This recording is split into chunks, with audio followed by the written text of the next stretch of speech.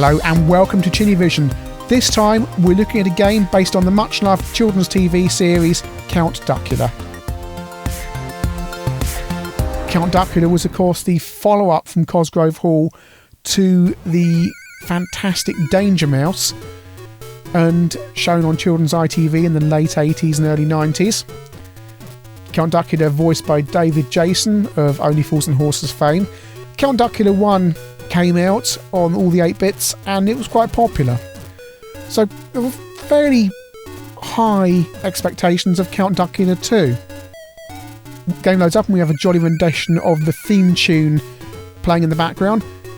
Looks like mode 1 on the Amstrad, so it's going to be full colour. Slightly garish, looks like a BBC Micro game to be honest. So we start off the game and yeah, I don't think I need to use words here to describe what we're looking at. It's like a basic game. The animation is appalling.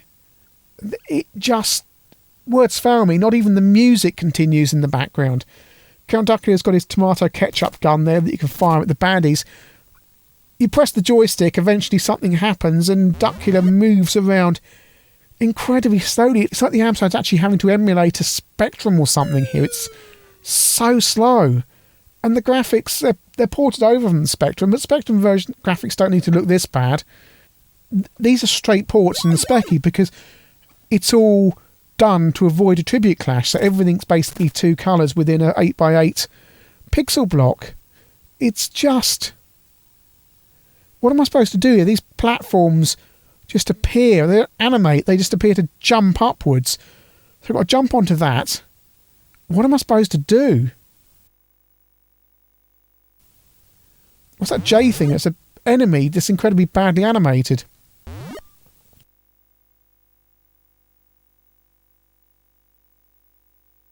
Can I shoot it? No. Oh, this is just... I'm onto another screen now, and what do I do here? There's a teddy bear with 2 frames of animation walking around down there. And I've fallen off. What's the idea here? What am I supposed to do? How did this game ever get released? Right, so I've gone back to the first screen here, and there was an object here marked corn, so that has to do something. That must do something. That must have something to do with getting across the other screen, because there's no other way across. And I've been playing this game for what feels like hours already. Imagine paying money for this. Imagine going to a shop and paying your £3.99 for this game and getting it home and thinking, great, it's a follow-up to Count Duckula 1, a game I liked, and getting this. So I dropped the corn, what happened? What is happening? Superman or something has come across the screen and has transported me across the screen. What was the point of that? And I've got platforms appearing and disappearing in front of me. And more corn up there, so presumably I've got to get that corn because I'm going to have another screen like that one just there. What's the point of this? Who programmed this? How could anybody with any self-respect at all program this rubbish and let it be released? It took the Oliver Twins 3 days to program Fast Food Dizzy and then 2 weeks for someone to do the graphics for them. So how long did this game take? 10 minutes? It's just... I can't get up there. I'm trying to jump up there and these platforms are just appearing and disappearing.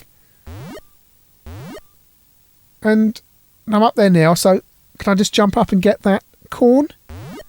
No, the platform disappears. Oh dear. Oh dearie me. This is something else. This isn't just bad. This is super bad.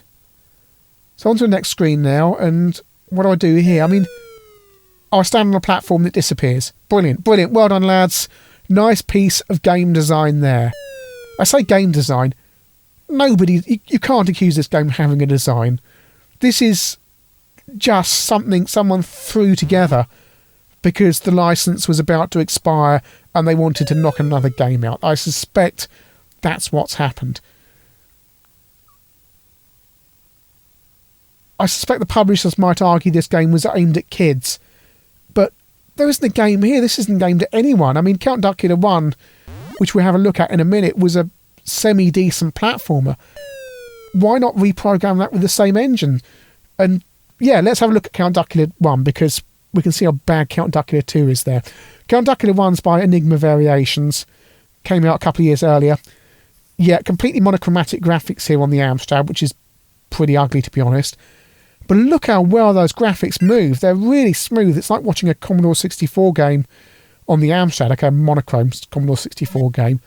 Quite marvellous. And you're running around, and yeah, it's a shame there's no more colours here. Collect the keys, go through the doors. And at least there's a level of presentation here, a very mono level of presentation. Duckula moves around.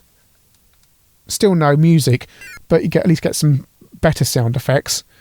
And it's basically a semi-decent game. So why on earth didn't Count Duckula 2 have a reworking of the original game using the same engine?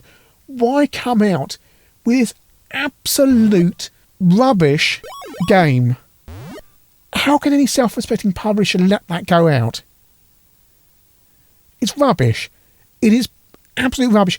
And if it came out in 1984 and was published by Amsoft or someone, you'd still say it's rubbish, but you might laugh it off. It came out in 1992, an era of Amstrad CPC gaming that gave us some of the best games out on the platform. Yes, I expect it's running lazily ported specky code, which is why it's so horrifically slow. But even with that aside, you can't excuse the appalling graphics. You can't excuse the fact there is no game there. Count Duckula 2 isn't even a game. It's just some code that runs on a computer.